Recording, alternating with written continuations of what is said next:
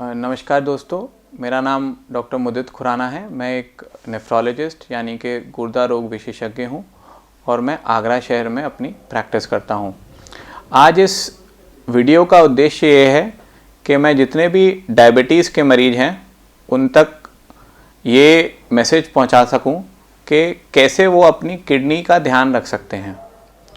तो देखिए, डायबिटीज़ जो कि नॉर्मल भाषा में मधुमेह जिसको कहते हैं, तो ये एक बीमारी है जिसमें कि धीरे धीरे करके आप मान के चलिए जिसको भी 5 से 10 साल हो चुके हैं डायबिटीज़ के, तो उनको किडनी में परेशानी आने की संभावना रहती है। और यदि अगर हम किडनी फेलियर का कारण देखें तो सबसे कॉमन कारण वो डायबिटीज़ ही है। तो डायबिटीज़ का कोई भी मरीज हो जिसको 5 से 10 साल हो चुके हैं डायबिटीज़ को, या जिसको नया भी पता चल रहा है, तो उनके लिए सबसे ज़रूरी चीज़ है कि वो पीरियोडिकली हर 6 महीने में या 1 साल में अपना किडनी फंक्शन टेस्ट कराएं, एक पेशाब में प्रोटीन की चेकअप कराएं। क्योंकि किडनी की परेशानी डायबिटिक पेशेंट्स में जो होती है, सबसे पहले पेशाब में प्रोटीन लीक करने लगता है। यदि इस समय जब प्रोटीन लीक कर रहा है तब ये बीमारी पकड़ में आए तो काफ़ी सारे ऐसे मेडिसिन्स हैं जिससे कि हम इस बीमारी को वहीं पे रोक सकते हैं और जड़ से भी ख़त्म किया जा सकता है। दूसरी चीज़, यदि अगर आपके परिवार में किसी को डायबिटीज़ की वजह से किडनी फेलियर हो चुका है तो आपको भी रिस्क है कि आपको वो किडनी वाली बीमारी डायबिटीज़ की वजह से होगी। यदि ऐसा है तो आपको और ज़्यादा जागरूक रहना है, आपको समय पे अपना चेकअप कराना है।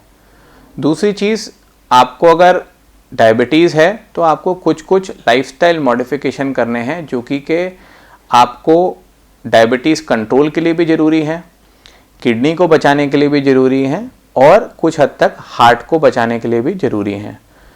वो क्या क्या लाइफस्टाइल मॉडिफिकेशन है जो कि हर डायबिटिक पेशेंट्स को अपने जीवन में लाने चाहिए। पहली चीज़ तो ये है कि आपको स्मोकिंग सिजेशन करना चाहिए, यानी कि जो लोग सिगरेट स्मोक करते हैं, बीड़ी सिगरेट, उनको बंद कर देना चाहिए। दूसरी चीज़, यदि आपका वज़न नॉर्मल से ज़्यादा है, उसके लिए आपको किसी डॉक्टर की ही सलाह लेनी पड़ेगी। तो अगर आप अपना वेट रिड्यूस करेंगे तो उससे आपका डायबिटीज़ कंट्रोल भी होगा, आपका किडनी में भी आपको बेनिफिट मिलेगा। यदि अगर आपको किडनी में कमजोरी आना शुरू हो गया है, प्रोटीन लीक करना शुरू हो गया है या आपका GFR कम होने लग गया है, तो वो भी आपको बेनिफिट देगा। तीसरी चीज़ जो कि बहुत ज़रूरी है वो है रेगुलर एक्सरसाइज।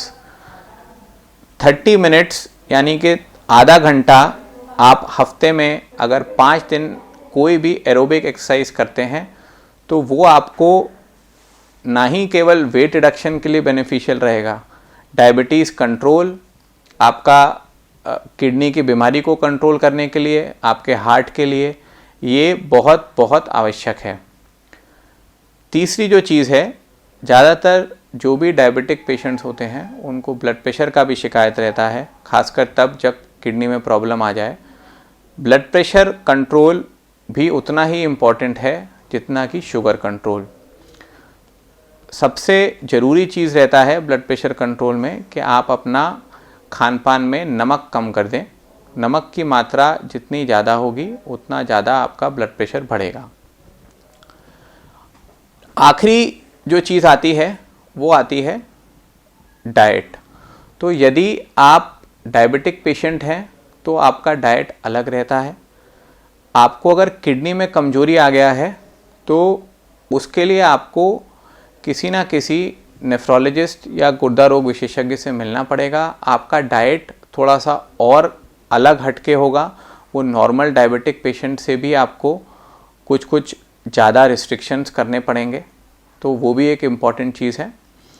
और अंत में आपको एक ही मैसेज है कि यदि ये बीमारी सही समय पे अर्ली डायग्नोसिस, यानी कि जब बिल्कुल शुरुआती चरण में बीमारी है, अगर उस समय पकड़ में आती है तो इसको रोकने के लिए और इवन इसको रिवर्स करने के लिए मेडिसिन्स हैं।